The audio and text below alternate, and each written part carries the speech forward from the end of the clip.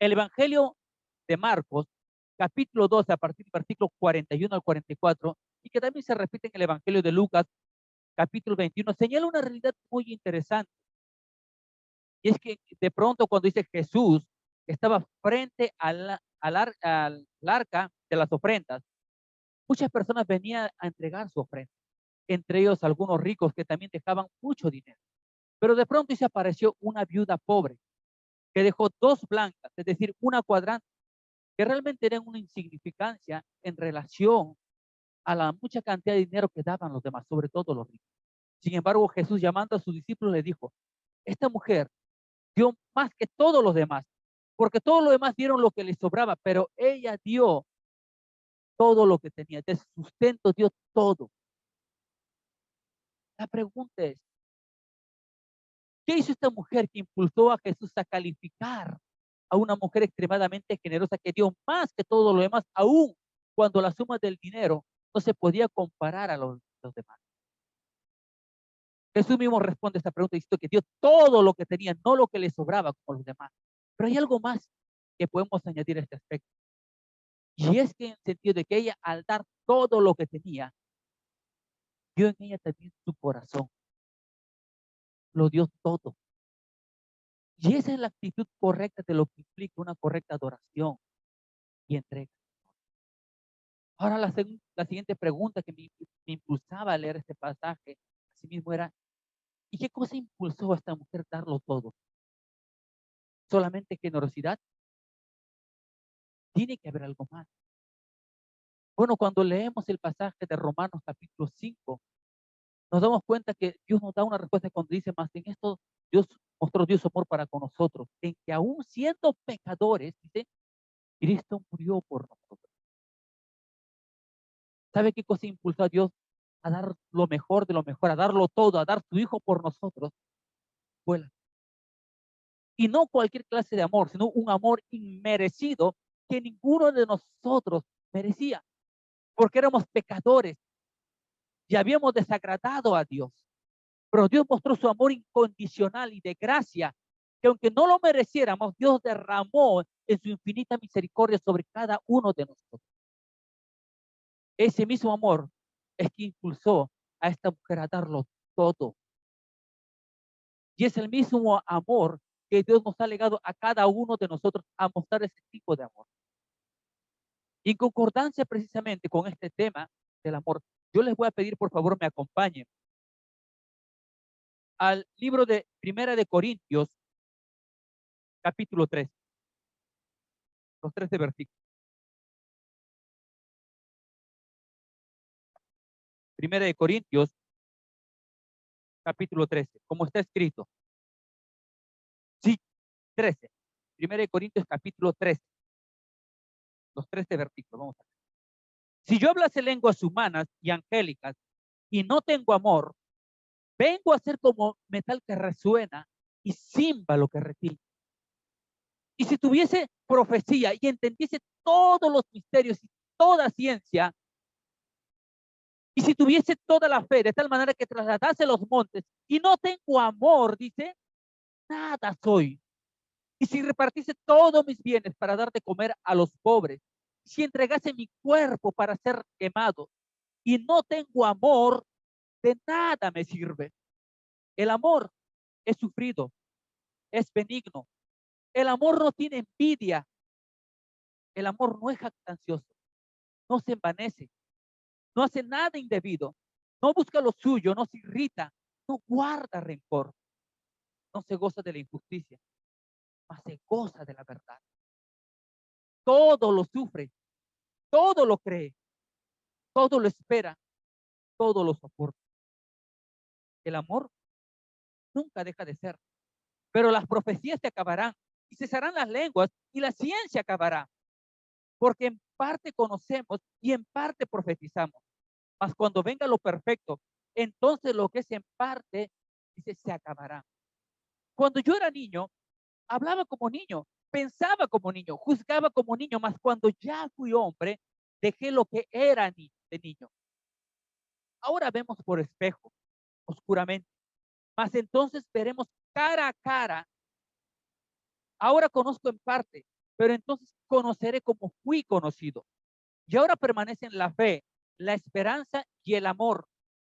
Estos tres, pero el mayor de ellos, dice, es el amor.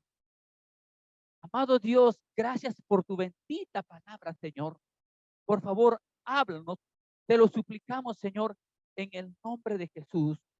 Amén, amén y amén.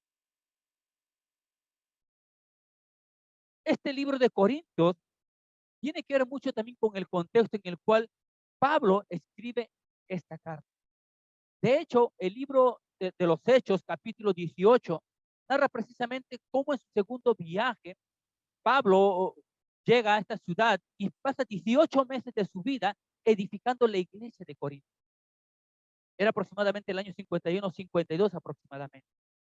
El capítulo 19 nos señala que aproximadamente 3 años más adelante, ya en Éfeso, Pablo recibe, como lo señala también Primera de Corintios capítulo 1, versículo 11, la noticia de parte de los de Cloé, que señalaba la actitud incorrecta de la iglesia que él había estado edificando en Corinto y que amaba con todo su corazón.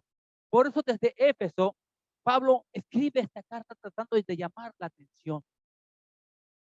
El contexto en el cual se desarrollaba la iglesia de Corinto era una sociedad que tenía particularidades muy semejantes a lo que vemos en nuestra sociedad en este entonces, que quizás podría de repente, cuando uno lo lee de lejos, pensar, pero qué terrible situación.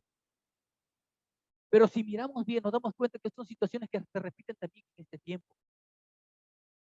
Corinto estaba situada en la región de Acaya, más o menos al sur de lo que hoy es Grecia, en un istmo que estaba situado entre 75 a 80 kilómetros al oeste de lo que era Atenas. Corinto estaba situado además junto a una ruta comercial de las más importantes que comunicaban Europa hacia Asia. Era una ruta muy importante y por lo tanto muchos mercaderes y también marineros pasaban por ese lugar. Era un lugar muy cosmopolita, como se dice, o muy cosmopolita. Y personas de todo tipo trataban de asociarse con ese lugar. El dinero realmente atraía a las personas. Sin embargo, también Corinto guardaba también algunos aspectos que no eran totalmente aceptados por Dios. Para empezar, se conjugaban en ese lugar tres aspectos eh, que Dios reprobaba. El primero de ellos tenía que ver con una inmoralidad totalmente decadente. En segundo lugar, había una conjunción de negocios turbios que se daban por doquier. Y en tercer lugar, había un paganismo extremo y totalmente creciente. Eh, Algunos filósofos, entre ellos Aristófanes, por ejemplo, se cuenta que en aquel tiempo escribía que una manera de designar como sinónimo la palabra fornicar, lo habían designado como corintizar. Esto graficaba en gran manera el concepto que tenían las personas en general de este lugar, que era un lugar muy liberal. Y una forma de poder retratar esto es precisamente lo que ocurría entre las muchas corrientes de paganismo. Quizás entre las más importantes estaba el culto a la diosa Afrodita, que era la diosa de la belleza y el amor, cuyo lugar o enclave donde se situaba en este caso el templo era en el lugar más prominente de Corinto, conocido en aquel entonces como el monte Acrocorinto. Y en ese lugar se dice, según los historiadores, vivían aproximadamente 1000 sacerdotisas que practicaban la prostitución religiosa como una manera de dar culto a esta diosa. De esta manera también recababan, en segundo aspecto, fondos para el culto de esta diosa. El desenfreno, las orgías que se daban en este templo y en este culto eran una expresión práctica de lo que vivía la sociedad en aquel tiempo. Una sociedad liberal, perversa y llena de cosas evidentemente que a Dios desagradaban. Había muchas características en Corinto en ese aspecto. Entre otros aspectos también, se había revelado lo que los historiadores conocen como la segunda ola de los sofistas. Corinto en aquel tiempo ya para el primer siglo, era considerada una de las provincias más importantes de Roma y según los historiadores, para finales del siglo II, ya era considerado uno de los lugares más ricos del mundo en aquel entonces conocido. Pero también paralelamente, además de estos aspectos que acabamos de mencionar que a Dios le desagradaba, también apareció una segunda corriente de los famosos sofistas. Los sofistas eran un grupo de personas que más allá de expresar aspectos filosóficos como el sustento de su pensamiento, eso lo tenían en segundo plano.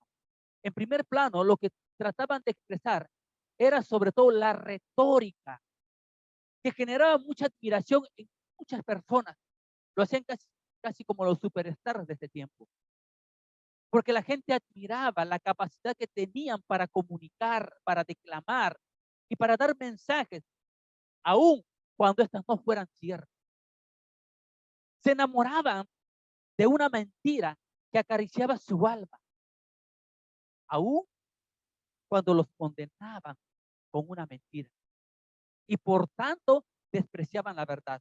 Por eso, no es de sorprender que Pablo mismo, en el segundo libro de Corintios, capítulo 10, versículo 10, él señalaba, porque a la verdad dicen las cartas, son duras y fuertes, mas la presencia corporal débil y la palabra, dice, menospreciable. Y es que no solamente empezaban a cuestionar a Pablo porque no tenía la elocuencia de un retórico que había sido preparado para tener una gran oratoria, sino que Pablo estaba más que dispuesto a preferir, antes que acariciar el alma con mentiras a esas personas, poder ayudarles y darles vida a través de la verdad. Por eso Pablo señalaba en el mismo libro 2 de Corintios 11, versículo 6, pues aunque sea tosco en la palabra, dice, no lo soy en el conocimiento, en todo y por todo os los hemos demostrado. Pablo señalaba de la misma manera, pues cuando fui a vosotros, no fui con excelencia de palabras y sabiduría de hombre. Pues cuando estuve entre vosotros, estuve con mucho temor y temblor, y ni mi predicación ni mi palabra fue con palabras persuasivas de humana sabiduría, sino con demostración del Espíritu y de poder, para que vuestra fe no esté fundada en la sabiduría de los hombres, sino en el poder de Dios. Ellos esperaban, según ellos dicen, los griegos estaban esperando sabiduría y los judíos señales. Eso era lo que esperaban ellos. Pero Pablo estaba diciendo, pero lo único que he venido nosotros hemos venido a predicar es la cruz de Cristo. Es locura para el hombre, pero para los que creen, vida. Los sofistas estaban enamorados de las palabras que acariciaban el alma, aunque fueran mentiras. Ahora, en ese contexto también, vemos también una iglesia dentro de la preocupación de Pablo, que estaba empezando a ser permeado con toda la corriente que arrastraba toda esta sociedad que estaba de espaldas de Dios. Por eso, no nos extraña que Pablo desde el primer capítulo empieza a señalar los problemas que empezaban a aparecer dentro de la iglesia de Corinto. Divisiones en el cual uno decía, yo soy por si acaso de Pablo, yo de Apolos, yo de Cristo. Y Pablo los exhortaba, pero Pablo regó, Pablo sembró, perdón, Apolo regó, pero el crecimiento lo da Dios. Cada uno de nosotros solamente somos un medio que Dios utiliza para sus propósitos, pero la gloria le pertenece a Dios. Ellos no estaban entendiendo este aspecto, actitudes de división, de envidia, de peleas, donde no tenía ningún reparo en tener que tratar de resolver las disputas personales que tenían acudiendo a jueces. Y Pablo los reprochaba por esa actitud, teniendo la posibilidad en capítulo 6 de sufrir agravio, prefieren ir ya a jueces, ya desde ahí ya están pecando. Era tal la magnitud del pecado que se empezaba a germinar dentro de la iglesia, que Pablo denuncia además actitudes incorrectas, degradantes hasta el extremo, como en el caso de un hombre que se mete con la esposa de su padre. Cosas que ni siquiera se habían visto fuera, mencionaba Pablo. Disputas y mal uso en los dones en la mesa del Señor y en otros aspectos en idolatrías, que Pablo realmente, seguramente con el corazón en la mano, trataba de llamar a una iglesia que él amaba, que había edificado y que había dedicado parte de su vida en edificar, pero que estaba pervirtiendo. Y hay una razón muy importante. Mire, en el capítulo 12 de Corintios, 1 Corintios, en el 14, vemos algo interesante. Vemos cómo empezaban a disputar con respecto a los dones. Y algo, y lo que nos da a ver el texto, es que ellos empezaban a disputar por si acaso yo tengo este don y yo este don. Pero Pablo le señala en el capítulo 12 de Corintios, a partir del versículo 7, pero a cada uno les ha dado la manifestación del Espíritu para provecho, porque a este dada por el Espíritu palabra de sabiduría, a otro palabra de ciencia según el mismo Espíritu, a otro fe por el mismo Espíritu y a otros dones de sanidades por el mismo Espíritu, al otro el hacer milagros, a otro profecía y a otro discernimiento de espíritus, a otros diversos géneros de lengua y a otra interpretación de lenguas. Pero todas estas cosas las hace uno mismo y el mismo espíritu, repartiendo a cada uno en particular, dice, como él quiere. Más adelante Pablo señala, y es la analogía de un cuerpo, en el que algunos son brazos, otros piernas, otros ojos, otros nariz, pero todos cumplen un propósito dentro del cuerpo. Por lo tanto, no había ninguna necesidad de disputar quién era mejor, quién era la oreja, quién era el ojo, quién era el brazo, porque todos cumplen un propósito. Pero ese era el espíritu que estaba empezándose a señalar en el corazón de los corintios, autojustificándose cada uno como el mejor. Llama la atención que al iniciar el texto de 1 Corintios, Pablo señala en el primer capítulo, versículo 4, gracias doy a mi Dios siempre por vosotros, por la gracia que os fue dada, dice, en Cristo Jesús, porque en todas las cosas fuisteis enriquecido, en toda palabra, dice, y en toda ciencia. Así como el testimonio acerca de Cristo ha sido confirmado en vosotros, de tal manera que no falta, dice, en ningún don, esperando la manifestación de nuestro Señor Jesucristo. Pablo está señalando la realidad de una iglesia que había sido enriquecida en toda palabra, en toda ciencia, en el cual dice no faltaba ningún don, y que por otro lado, además de tener estas bendiciones de Dios, contrariamente se mostraban como una iglesia inmadura y totalmente carnal. Porque los dones, hermanos, no son sinónimo de madurez espiritual. Corintios es un ejemplo clásico de eso. Y por eso pues, ellos estaban pensando, por si acaso yo tengo este don y este otro don. Pero Pablo empieza señalando, antes del texto que hemos leído como texto central, todo el capítulo 13, en el versículo 31 del capítulo 12, el último versículo, él dice, procurad pues los dones mejores más, yo os muestro un camino aún más excelente. ¿Y cuál es el camino más excelente? Nos damos cuenta que Pablo empieza a hablar del amor. Y podemos encontrar una estructura de 3 partes en el capítulo 13, porque del versículo 1 al 3 empieza a señalar la necesidad de ese amor, pero no cualquier clase de amor, sino del amor de Dios. A partir del versículo 4 al 7 empieza a señalar, en este caso, las características propias de este verdadero amor. Y finalmente, a partir del versículo 8 al 13, señala en este caso la centralidad y la trascendencia del verdadero amor de Dios. Pablo empieza señalando, si yo hablase lenguas humanas, señalando el mejor camino, que la más excelente, si yo hablase lenguas humanas y angélicas y no tengo amor, dice, soy como metal que resuena o címbalo que retiñe, es decir, un sonido vacío, sin mayor propósito, sin mayor interés.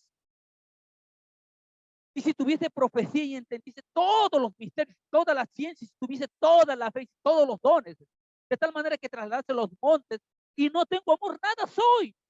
Y si repartiese todos mis bienes para dar de comer a los pobres y si entregase mi cuerpo para ser quemado, dice, y no tengo amor, dice, de nada me sirve. ¿No suena acaso familiar esta descripción que hace Pablo? ¿Y qué de la iglesia de este tiempo? ¿De qué me sirve predicar si lo que yo predico no está cargado de amor y misericordia por la gente que no conoce de Cristo, sino está cargado de amor por mi iglesia que va a recibir este mensaje, esta palabra. Mi anhelo como predicador es que esta palabra pueda calar en lo más profundo de su corazón y que genere en usted semillas de vida para frutos de vida. Que generen usted no solamente ser oidores de la palabra, sino hacedores de ella, porque ese es el propósito de todo predicador. ¿De qué puede servir venir al culto si lo que nos impulsa no es el amor verdadero, de gratitud de lo que Dios hizo por cada uno de nosotros? ¿Qué significaría venir al culto? Esto es simplemente una actitud vacía, sin trascendencia ni significancia, solamente un ritual más. ¿De qué sirve prestar algún tipo de servicio en la iglesia si no está sustentada ni cargada de lo más elemental, la motivación correcta que es el amor? ¿De qué me sirve ofrendar o diezmar si no hay la motivación correcta detrás de ella que me impulsa a hacer lo correcto que es el amor? ¿Por qué viene usted al culto? ¿Porque quiere encontrarse con los amigos? ¿Porque quiere pasar un tiempo bonito, agradable? ¿O viene porque tiene gratitud al Señor por lo que ha hecho en su vida? Porque tiene hambre y sed de su palabra y viene con la expectativa de recibir lo que Él tiene preparado para usted. Y lo puedo decir con propiedad porque déjeme decirle que el primero a quien Dios habla a través de este mensaje es a la vida del predicador. Esto es lo normal y lo correcto, porque si no sería una predicación vacía, que no existe en mi corazón una predicación o un mensaje simplemente sin trascendencia, sin significado. Pero Dios quiere hablar a tu corazón para que puedas entender esto. No es solamente importante lo que hagas, sino la motivación que hay detrás de lo que hagas. Y esa motivación tiene que estar impulsada por lo más importante, por él. Porque aún si hablas en lenguas humanas, que tú dices todos los dones, no tienes amor, dice. Entonces, seríamos un metal que resuena o símbolo que recibe. Porque si tuviésemos profecía y entendiésemos todos los misterios y toda ciencia y tuviésemos toda la fe de tal manera que trasladásemos los montes y no tenemos amor, nada somos, no significa nada. Y si repartiésemos todos mis bienes para dar de comer a los pobres y entregase mi cuerpo para ser quemado y no tengo amor, de nada me sirve. No sirve de nada, fue una pérdida de tiempo.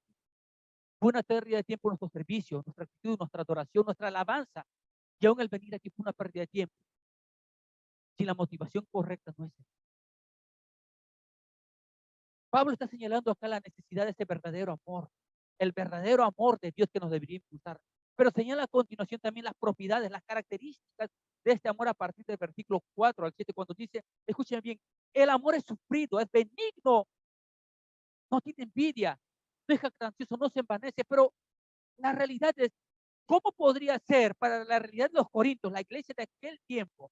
¿Cómo podría ser el amor sufrido, así como señala a partir del capítulo 6 de Primera de Corintios? Y no tenían la capacidad ni siquiera de sufrir ser hechos agraviados por el hermano, sino que preferían llevar este asunto a situaciones judiciales de personas que no eran creyentes. ¿Cómo podrían sufrir? No era una realidad para ellos.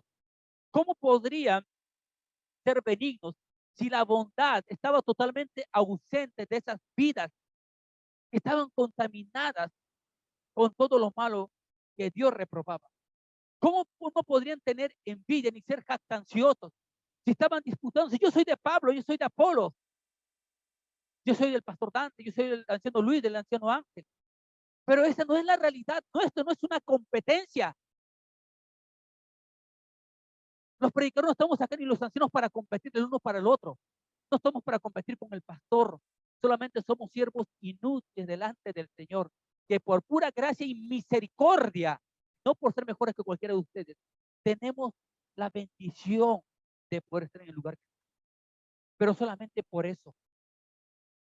Y sin embargo estaban disputando. Yo por si acaso soy el mejor, pertenezco a la escuela de Pablo, a la escuela de Apolos, a la escuela de Cristo, los más espirituales. Pero Pablo estaba señalando que eso atentaba contra la unidad de la iglesia. Ese no es el corazón de Dios. El corazón de Dios es que somos uno en el Señor. Y Jesús lo decía en el Evangelio de Juan, capítulo 17. Padre, que ellos sean uno, así como nosotros somos uno, que ellos sean uno. Porque eso es el principio fundamental que Dios prevalece en la iglesia y que de alguna manera se estaba corrompiendo en la iglesia de Corinto. Pero no solamente la unidad, sino la jactancia. Dice, el amor no es jactancioso, dice, porque se jactaban cada uno de ellos, por si acaso, se jactaban, escuchen bien, enamorándose de una mentira de los sofistas, porque se enamoraban de la retórica y del buen hablar. Qué elocuente. Pero Pablo no, tiene la palabra despreciable. Y claro, Pablo no estaba realmente interesado en agradar a las personas, diciéndoles palabras bonitas, ni palabras que acariciaran su alma y su corazón. Qué buena gente eres, no importa, sigue lo que estás haciendo. Dios te ama. Pablo los encaraba con la realidad de la cruz de Cristo, con la verdad. Y muchas veces la verdad, hermanos, es ofensiva. No gusta. Muchas veces es rechazada, aún por la misma iglesia, como estaba sucediendo ahí en Corinto. Pero Pablo decía, yo vengo a predicar la cruz de Cristo, no palabras sofistas que acarician tu alma ni tu corazón. Porque quien ama verdaderamente no nos dice lo que queremos escuchar, sino lo que necesitamos escuchar. Y lo que Pablo estaba empeñado precisamente a hacer eso, es comunicar el mensaje que ellos necesitaban escuchar. ¿Qué mensaje más trascendente y más necesario que la palabra de Dios que podía conducir y enderezar nuestra vida, que podía conducir y enderezar la vida de estos corintios, que Pablo amaba entrañablemente? Uno puede analizar las palabras de Pablo, palabras de agonía de un hombre que estaba realmente interesado y preocupado por una iglesia en la cual él había ocupado parte de su vida, 18 meses de su vida edificando esa iglesia, en el cual no había perdido comunicación, y que sin embargo había recibido noticias de los de Chloe que estaban andando en malos pasos, haciendo cosas incorrectas, siendo permeados por el mundo, amando las cosas del mundo, enamorándose de la mentira más que de la verdad, cuestionando su apostolado, diciendo cosas indebidas. Pablo, no eran simples palabras las que estaba dando también. Pablo estaba exponiendo descarnadamente también su corazón, porque realmente amaba a esa iglesia como ama a aquel que tiene a Dios en su vida, el corazón de Cristo. Sabes, cuando hablamos de amor, no podemos quedarnos solamente con la necesidad de ese amor, no solamente con las características de ese amor, sino también tenemos que ver también la trascendencia y la centralidad de Dios. Pablo señalaba además que no es indebido, no busca lo suyo, no se irrita, no guarda rencor, no goza de la injusticia, más que goza de la verdad y no de la mentira que estaban buscando ellos. Todo lo sufre, todo lo cree, todo lo espera y todo lo soporta. ¿No es acaso esta la descripción misma del amor de Dios? ¿Sabe qué estaba describiendo Pablo acá? Estaba describiendo las mismas características de un amor sacrificial, de un amor incondicional, de un amor que se entrega, no porque se merezca ese amor, no simplemente porque se da de gracia, aunque no se merece. Todo lo sufre, todo lo espera,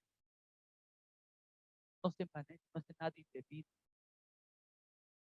Solamente podemos ese tipo de amor compararlo al amor de Dios. ¿Sabe?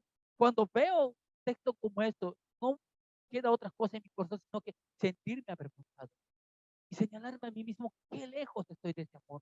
A veces pienso que amo, pero cuando me doy cuenta de la característica de ese amor, me doy cuenta que quedo totalmente corto. ¿Cuántas cosas hay que cambiar en mi vida? ¿Cuántas correcciones hay necesidad de hacer en ella? Que entender que el verdadero amor de Cristo implica entender y considerar todos estos aspectos. Que el amor es sufrido, es benigno, no tiene envidia, no es jactancioso, no se envanece, no hace nada indebido, no busca lo suyo de ninguna manera. No se irrita, no guarda rencor, no se goza de la injusticia, más se goza de la verdad. Todo lo sufre, todo lo cree, todo lo soporta, todo lo espera. ¿Sabes por qué, hermano? Porque la incorrecta concepción de lo que entendemos por amor nos lleva a equivocar. Cuando la Biblia dice en el libro de Génesis, Él nos hizo a nuestra imagen y semejanza.